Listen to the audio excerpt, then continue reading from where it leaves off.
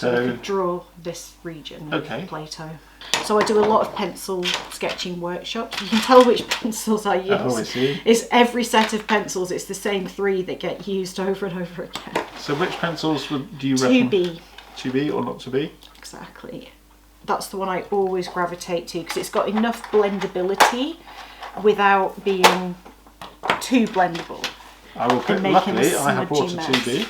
Right, so I've got my 2B pencil. Okay, so to start off with, I kind of generally just do the shape around the outside of the crater, just the perimeter. So the outer region here? The outer bit, this the bit, crater, the peak, wall. The wall. top of the wall. So the left of the highlight. Yeah. And that bit there to the right of the shadow. So this is the apex of the crater wall. Yeah, the very top. So sketching's a bit like photography. There's more than one way to do this, but this is the way that I find works for me. I've started right on the edge of my page. Don't do that.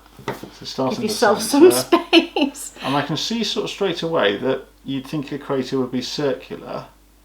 But yes. This is not. It's elongated sort of rugby ball, but one end's round, like an egg shape, isn't it? It's more of an egg shape than It is, and a part of the reason that it's an egg shape is because of where it's located. So it does suffer a little bit with foreshortening because it's up near the top. But the actual rim of the crater is not a perfect round shape. It's got undulations, and they are all the features that give you the different shaped shadows. And there's no crater that is like a real perfect circle. None of them have that really smooth edge, and you know they don't have a smooth edge, otherwise that shadow would all be the same, wouldn't it? So, I see. So I've got the basic outline. So I then like to mark out these really white bits so that I don't accidentally colour them in, because although you can remove pencil, it's better to not have to. You want your page to be white. So I will go along the inner edge on the left here where the highlights are and mark out that area so that we know to keep that completely clean. And I find that's the way that works best for me to do that when I'm doing it in pencil. And remember, if you are practicing with photographs, that these are high-res stacked photographs, and what you see at the eyepiece is nothing like this amount of detail. So don't panic that, well, I'll never be able to do that at the eyepiece, because you will. It'll be easier at the eyepiece because there's less to see.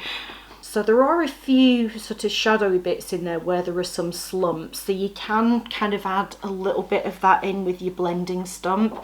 I usually have a piece of scrap paper or just scribble in the corner of your page and actually pick up your blending stump. You just rub pencil onto it and then you can draw with it, and it gives you a really soft, so where you've got these little slump areas that have got shadows, you can just tickle it, like barely any pressure, because you want to keep this as bright as possible.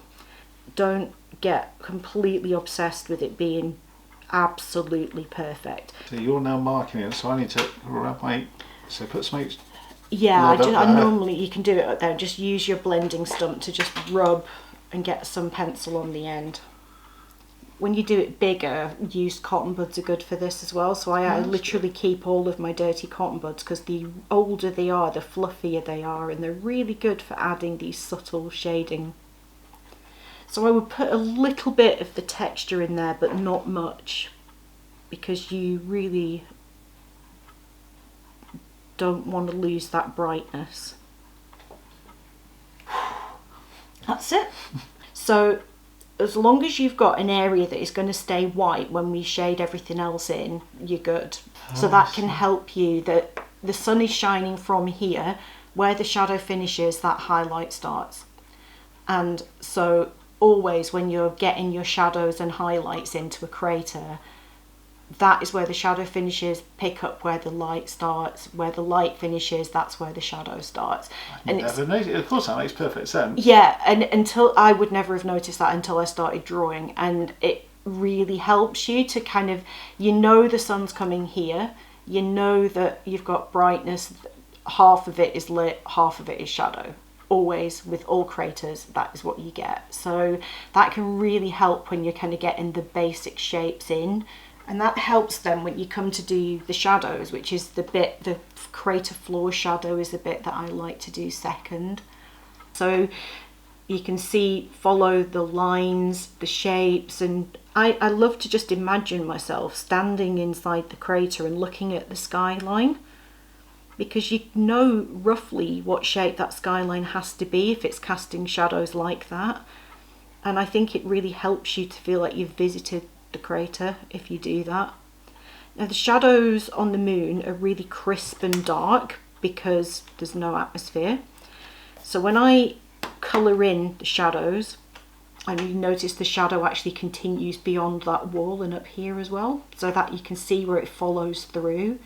The shadow is going beyond where that little protrusion is. It continues in a line.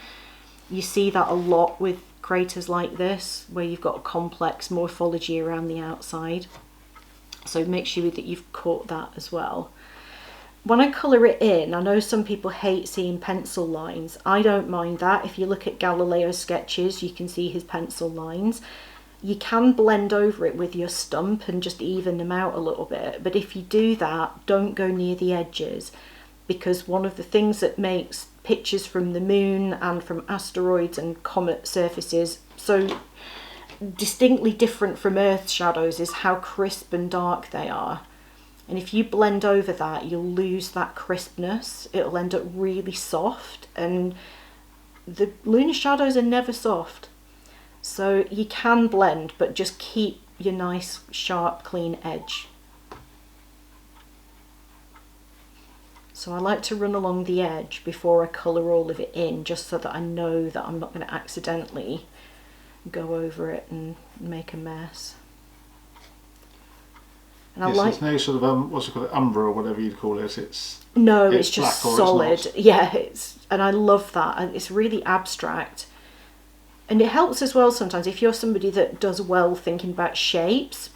You can look at that bit. Obviously that's just a triangle there, but this bit looks a little bit like an elephant, or that might look like a sausage dog or whatever, and just thinking about shadows as shapes like that and breaking them down into little chunks, it makes it less overwhelming. 2B is great because it gives you a nice dark shadow without you having to really press too hard, but it does blend nicely without smudging horrendously like some of the darker ones do. So that looks like the Loch Ness Monster because it's got all these little kind of snake-like undulations and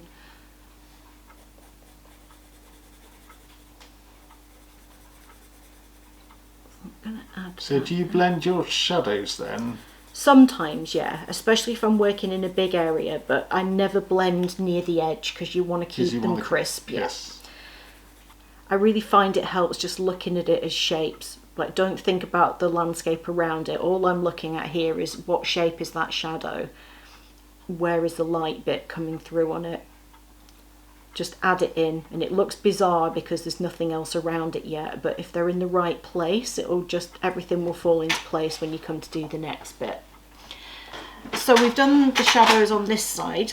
Yes. The crater wall is casting a shadow on that side as well. So we've got, again, think of it as abstract shapes.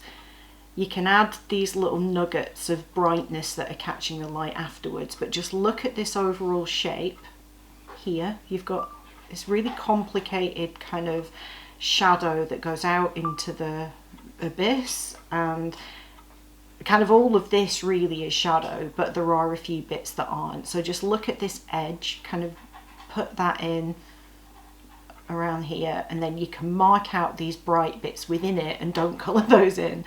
So it's about marking out the bits that are highlighted. Pencil sketches are really beautiful, and I do still love pencil sketching the moon.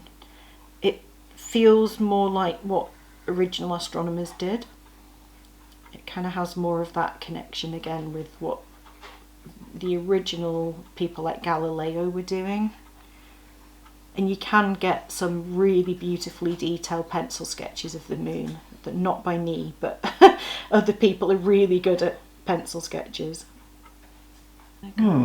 Follow that. This is hard. Yeah, this is, go around and just kind of ignore all of this stuff here that's complicated. Just look at the perimeter first. Oh, okay. Just ignore all of the complex stuff that's going on there. Follow the perimeter, and then you can add the nuggets of highlight in afterwards.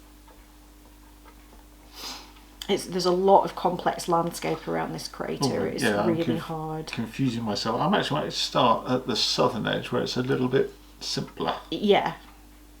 Yeah, just do what works. What I find easier might not be the easier way that you do it. So I've just drawn that completely wrong. It is hard when there are the little bits of highlight around there as well. You've got these little islands, haven't you, sort of poking out? Loads of them. It's what makes this area so fascinating to study. So that kind of goes up and then off into the abyss again. So the basic outline shape of it is just sort of this. Literally done that. I was seeing. So the whole, ignoring all the islands, just the very perimeter. And there will be a bit where I've drawn pencil where there shouldn't be some, but you can. So I'm doing my usual thing of overcomplicate. So if I just draw a simple line. That line there. Again, squint at it. So I've got my glasses on, so it'd be easier for me if I took them off. And then you've got a little triangle bit on the edge. Yeah, so once you've got your main outline, you can put all the little kind of islands in. And again, it doesn't matter if you don't get every single dot. All you're looking for is the basic shape of the crater. You don't have to put in absolutely every boulder, every tiny little island. You're just wanting to add texture that looks like what the photo's showing you. I like to put collages together from my sketching workshops, and no two people's sketches will look like anyone else's. And the proportions will be different on all of them, but it's immediately obvious what the crater is when you look at it. If the basic shapes are there, you're good to go. So I'm just going to go for it and colour all these, the shadow in around those bright bits.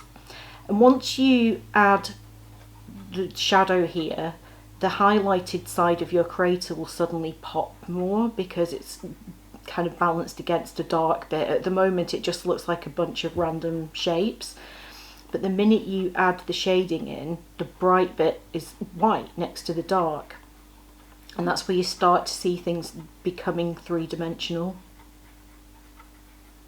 Got to think about it a bit more with pencil, because you do have to be careful about not colouring in bits that you need to leave pale. So I'm colouring it in, just being careful to leave those little islands, but if you do accidentally colour over one, it really isn't the end of the world. You're probably like me, like when you share your sketches you get really worried what people are going to say about it and say it's not accurate. I've never had anyone come for me because my gravel's in the wrong place. Never. So I've gone for artistic here because I'm just running out of, I'm leaving a few little white squares just for... Yeah, that's all it needs, to be honest. And then you said, so I'm doing lots of crisscrossing on my shadows here because I'm going to blend over it.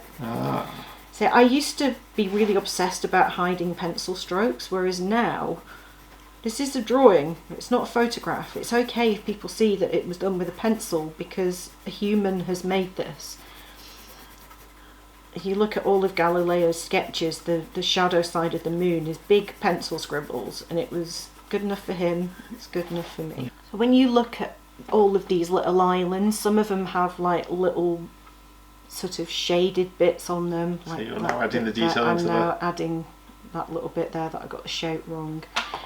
You can use your smudging stick to just go over, add anywhere that's got like a little, so I can see like there's a little shadow between them. Just use the pencil that's on the page and drag it across and cut that off. If there's somewhere that just needs a little shadow coming through it, you can pick it up with the smudging stick and just pull that across and just add, but you don't want to add too much because you want them to still look fairly bright because they are catching the sunlight. They are the high spots, as it were. Yeah, amazing. So yours looks way more like the photo than mine does. Well, I've got that big square there, that V shape, and everything else. It's all too complicated. Yeah, we'll keep it simple because this is a big area. Okay, so you could just draw that bit if you wanted to. You're not going to see this sort of detail either through the eyepiece. In reality, most of this would just look like shadows with the odd little dot of highlight through an eyepiece. This is obviously a stacked image, it's taken with a big telescope. So at the eyepiece you're not going to see this sort of detail. So what I like to do to help me get the bearings for the rest of it is to do the crater floor next. And the way I decide how hard I'm going to go when I sketch the crater floor is to squint at it and think, we've now got our really bright bit, we've now got our really dark bit. Yep. We're going to add the kind of crater wall around here, and that is lighter than the crater floor is. So we've got to get the tonal quality. Sun's coming from here, but this is also higher ground. When the crater was formed, this has kind of come up in like a slumped hill. So this is lighter in tone than this. But this area here is probably similar to this. So you need to make sure that your crater floor is tonally correct for the whole landscape. So if you colour it in too pale and then do this bit, the crater floor is going to look wrong. So I know that when I shade the crater floor, first of all you need it to contrast your highlights, but you need to make sure it's going to be darker than the surrounding area that we're going to put on next. So if you squint at the image, you get a way better kind of tonal picture of what's going on. Hold it further away, you're looking at different shades of grey now, and you're just trying to figure out how dark a shade of grey you're going to go with the crater floor. Now a great tip is use the side of your pencil and barely press on, and do long sweeping strokes like this. And if you need to lightly touching the paper, then I'm going to go over it again to darken it, and you can do that once you've checked to see if it's dark enough yet. And if you've only got an HB pencil, you can do this and then cross hatch in the opposite direction, and or like at 90 degrees too, and it will make it darker without you like hammering your pencil in really hard. So I can see straight away that I do want to go over it again, but this time I'm going to come at it from a slightly different angle. So I'm cross hatching, and by doing that you're getting 2 layers of pencil, which automatically makes it darker. So you can see that stripe there is darker, even though I haven't pushed on any harder. It's just got 2 layers rather than 1. And so if you've only got an HB pencil, cross-hatching is your friend, because it will allow you to get really dark colours. And this is one area that I do like to blend. It's nice to have pencil texture, but it is nice to blend it, because if you look at this particular crater floor is really smooth.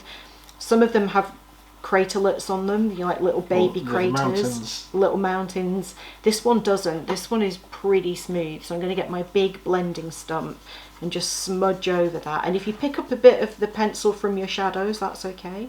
Just make sure you don't smudge into the highlight, because you want your highlights to stay highlighted. You need that bit to stay white. And if when you blend it you have some slight differences in tone across the crater floor, that is also okay. There is no crater that is exactly uniform across its entire crater floor. There are splodges, darker regions, lighter regions, so don't obsess about having an identical tone across all of it. So we can see that now you've got the crater floor on, it's made your highlights begin to pop. Yeah, it's starting to look three-dimensional. Yours is already three-dimensional, I could see before you put that on. And if you're not sure, do you ever blend with your? Because I just realised I blended with my fingers. And is that you can, yeah, you can do that, but you've got to be careful that you don't go over past your highlights and smudge into the bright bits, because then you'll just have to go in with your eraser and clean them up. With the finger you can control it to a degree, but with a bigger surface blending you can sometimes encroach into the bits that you really want to keep white. So a pencil for that finer, the blending stuff, beg your pardon, yeah, for that finer control. And cotton buds are good, but they do get very fluffy, so you can't always get precise blending. So you get a very different blend with a blending stump versus a cotton bud. They are very different ways. So if you're not sure how it's looking, just hold it from a distance and you'll see that it's looking 3D. Like, you can tell already that it's starting to look three-dimensional. Oh, gotcha. Yes, you've got the light and the shadows. Yeah, there's 3 tones on there now. We've got light, shade and a bit in between. So yeah, the next step now, we're going to be adding another tone of grey onto this. And that is going to be this really very textured perimeter. So as I said before, when something hits the surface, it pushes the crater up around it to create the rim, and this is a sloping kind of slope going down. Really, it's just a sloping area that is higher lying than here, but this has a load of texture on it. And all you need to do, like, this is overwhelming to look at this and think, how am I going to get that texture? Again, remember that you're just trying to put something on the page with your pencil that sort of mimics what you're seeing. So the first thing I do is go around, so again, where the shadow finishes, the light bits begin, draw the very outline. The outline of the crater wall. The slope down to where it kind of hits the main terrain. So it's this sort of bit around here. We've already put this shadow on. So kind of around these nuggets of lowland around there. That is the bit that's lighter. Look at your page, you can see the bits that are on the slope because they're lighter in colour than the surrounding area. All of this is higher lying ground than this bit. So once you've got the outside edge of that on, you can then colour it in a way that figures in with the rest of the sketch. So you know that this is nowhere near as bright as this, but it's lighter than that. So it doesn't matter what the pencil colour is relating to the photograph, it's what it's like relative to everything else in your sketch. So if you only have a light pencil, it doesn't matter, you can still get those tonal differences. You just want to make sure that the different regions sort of match in brightness and tone of grey, essentially. Now there's a lot of texture in this, so I go around the edge first of all and just mark in where that slope finishes, where it sort of blends down with the surrounding area. There is a ton of stuff going on in the perimeter here. You can ignore most of it if all you're interested in is the crater. That sort of comes around to there a little bit as well. There's a little bit that kind of comes out on this side that's part of that texture. Now with this, you can just colour it if you want to. We've got that little bit in there. There are a few sort of really vague shadows that come down where there are like little slumps that are catching the shadows, so I'll put those on. But to get the texture, you can just either do something like dots like this, or you can do a mixture of dots and dashes. Or somebody actually in a workshop showed me that you can kind of do little circular squiggles. And a mixture of dots, dashes and squiggles, when you put them all together, give you that hummocky, sort of tumbled terrain. Oh, I see. And it doesn't matter that every one of these dots is not exactly in the right place. What you're looking for is texture. So remember, you don't want to put too many pencil marks on this because you still want it to be lighter than the crater floor. But looking at this, this is an incredibly hummocky sort of landscape, and the circular dots and just interspersed with dots and dashes in there really help to get that across. And by putting those dots on, you're toning the lightness down a little bit. So you're starting to get the tone of grey. And if it's still too light, you can go over with your blending stump really gently and just kind of make it a little darker. So over the sort of half an hour, when you're doing your sketch, in an hour the shadows have moved. If you look at them, Evie, down, down, down, down, Evie, Evie. How dare you be on my table, she says.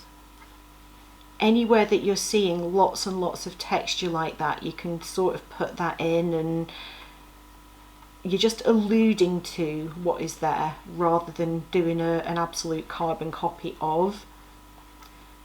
But when you're adding those textures, just be mindful that you don't want to put so much down that you're making it too dark, because you want to keep some of the texture, some of the tonal differences there. So you can see there are some areas here that are really rough, some areas here that are really rough. These bits in between are a little bit smoother, so just put fewer of the squiggles on those bits. And there's lighter patches. There are some that are not quite so textured, but the difference is really small, honestly. So if you do the same texture all around, it really won't matter. sometimes my favourite thing in a sketch is a white dot with a long black shadow, because suddenly it looks so 3D, because it's something else that's casting a shadow in the same direction. And it really sells that idea. As you say, you're drawing shapes, aren't you? And the light comes from one side, so that's brighter, and then the shadow goes the other way. Yeah, I mean, you know, the sun's shining here, anything tall is going to cast a shadow. So like all I've done there, there's no, if you ignore all of this, just those two white dots with the black triangles immediately look like light is shining on them, even though I haven't done anything around the outside yet. So where it's lighter, I'm just putting fewer squiggles. Yeah, so once you colour that in, even just one pass with the pencil on its side is usually enough. And the minute you get some shade next to the bit that you've just done, that slope down, it suddenly makes sense, because you've got something to contrast with it. Now the marl floors are always difference in tone again, they're not uniform, but you don't have to worry about that. If you see an obvious smudge, just use your blending stump to add it there. I draw with my blending stump as much as I blend. Oh no, I've just rubbed some really dark pencil on there, I didn't mean to. But that's okay, you can blend it away, and I can go just tap it with my rubber if I need to. So when you blend this bit, don't use the bit that you just blended your shadows with, because that'll be too dark. But it now contrasts, that's for sure. So if you do that, the beauty of that, just tap the rubber, don't rub it out, just tap the rubber over it, roll the rubber over, and it'll just pick some of the darker stuff up. There's a little shadow there that I didn't do. And the minute you've got all of your light and shade, you're starting to get that illusion of things coming up out of the page and getting that 3D effect. And I sometimes find you have to exaggerate the boundary as well. So yeah, if you do want to sometimes just exaggerate where those two areas meet, it will again help to emphasize that they are different from each other. You wouldn't do that normally with any other sort of art, but with this you need to show that there is a definite boundary between those two textures. And I find sometimes it does look a bit better if I exaggerate that a smidge just by going around it a bit.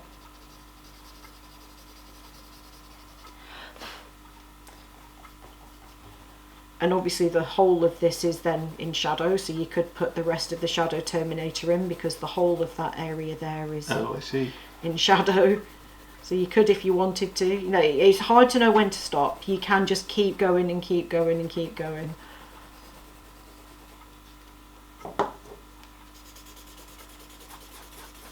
See, that looks so much more like the real crater Plato than mine does. I'm mentally exhausted after this, actually.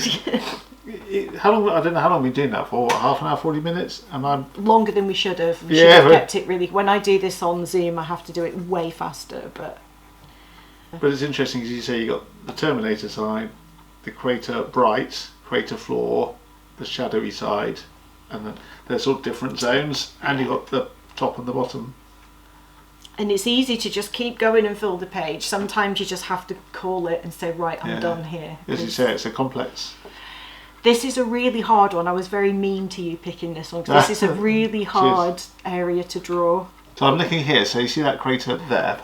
So that's just there, you've got that hill. Yeah. And you've got a very bright patch, a sort of shaded patch, and then you've got the floor. Yeah. Sorry, not the floor, so the shadow. So 3 different patches, which is what I tried to do. Oh, where is it? There. So you've got, there's the bright patch. Yeah. There's the shaded, and then there's the shadow. So you've sort of got 3 different textures. And overall it sells the idea of what you're trying to say, even if it's not millimetre perfect to the photograph. Now I've just spotted there's a tiny little craterlet just there. There so is I tiny. I've just cocked it up. I just cocked up with a massive striping. So you said just stipple over it. Yeah. And then blend it away. I think I've nearly smudged out my finger line. So if I just gently use the blending stump you said. I'll pay attention to what you're actually telling me. And there is that craterlet. So yeah, you'll every time you draw a crater, you will find a different way of doing it that suits the way you draw better, and you constantly evolve your technique. But yeah, you can see the sort of three-dimensional tree. It's really, really cool. There we are. There's the professor, and there's the master. There's the apprentice and the Yours master. is better. I can't even see the screen because I haven't got my glasses on. Awesome. Thank you so much, Mary. No problem. I hope you found that helpful. Yeah, really good. So Mary's physically broken me now with doing the sketching. So I've now got an hour and a half drive home to enjoy after doing that. So, but Mary, you've been involved with a longer term project than my lunar sketching. Do you want to talk us about your new projects? Yeah, so at the end of last year I was co-author of the Collins Backyard Stargazers Bible, and that is due to be published on the 26th of September. So it's so exciting. It's the first time I've been kind of named co-author on a book. So that is super exciting. So September, look out for, what was it called? Stargazing Bible? The Collins Backyard Stargazers Bible. By Collins. HarperCollins. So look out for that in September, and we're hoping, I've begged Mary that we can have a giveaway, so we'll try and give it, when the book comes out, we'll have a giveaway on Refreshing Views. So make sure you subscribe, check out Mary's channel, check out her sketches and her drawings as well. And yeah, we'll wish you clear and pleasant skies. And thank you once again, Mary, for your time. Thank you. Looking forward to September for your book coming out. Yes. Take care. Thank you. Cheers all.